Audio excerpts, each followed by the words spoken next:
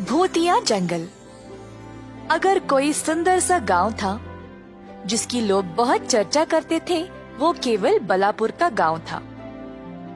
पर इस गांव तक पहुंचने के लिए सिर्फ दो रास्ते थे, एक नदी से और एक जंगल के बीच से।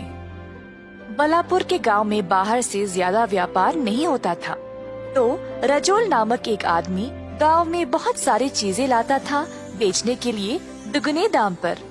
गांव के लोगों के पास और कोई रास्ता नहीं था, क्योंकि वहाँ और कोई व्यापार नहीं करता था।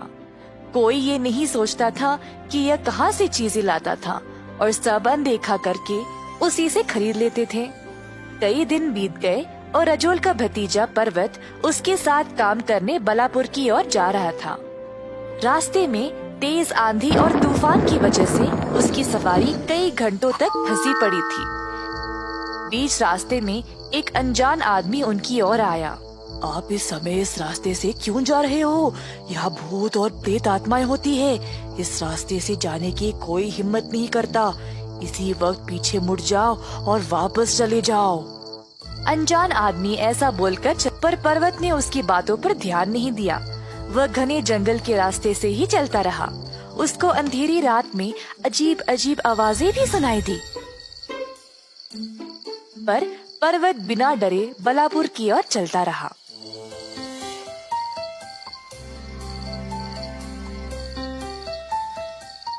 जब वह बलापुर पहुंचा, सब लोग उससे पूछने लगे कि वह इतनी रात को जंगल को पार कैसे किया। अपने चाचा के घर पहुंचते ही रजोल के नौकर से उसकी मुलाकात हुई। ऐसे क्यों देख रहे हो मुझे?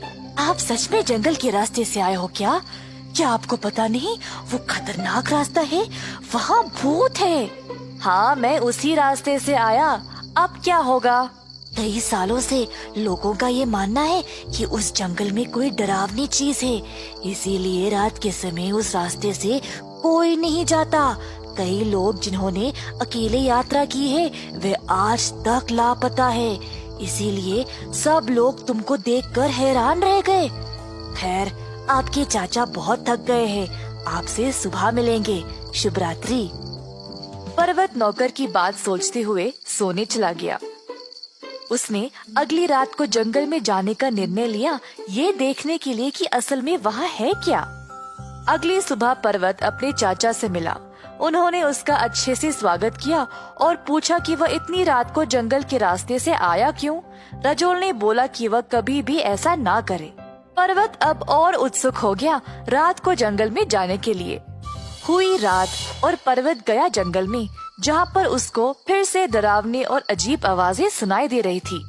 आवाजों का पीछा करते करते वह एक पेड़ के पास पहुँचा। पर्वत पेड़ के ऊपर चढ़ गया आसपास देखने के लिए। अचानक से उसने 4 आदमियों को सीधे चलते हुए देखा। एक आदमी संदूक उठाए आवाजें करते चल रहा था और बाकी के 3 बोरियां ले चल रहे थे। पर्वत चोरी छुपे उनका पीछा करने लगा और देखा कि ये आदमी फल, लकड़ी और कुछ सामान लिए जा रहे थे।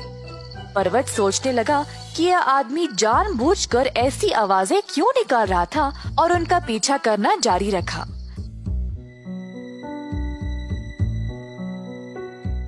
जल्द वह एक खुली जगह पर पहुंच गया, जहां पर एक गोदाम था।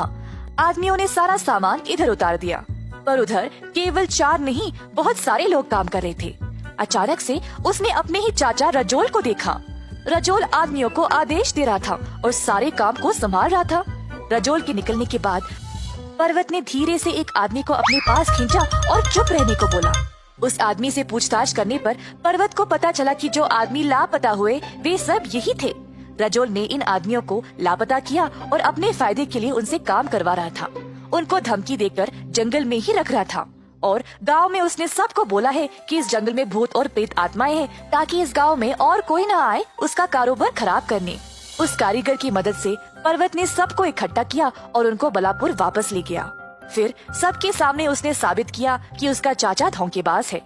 गांव के लोग रजोल को पकड़ ले आए और उसको कठोर दंड दिया गया।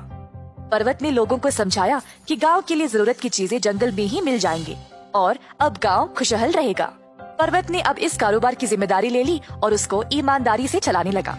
अंत में हर किसी ने सुखी से जीवन बिताया। जादू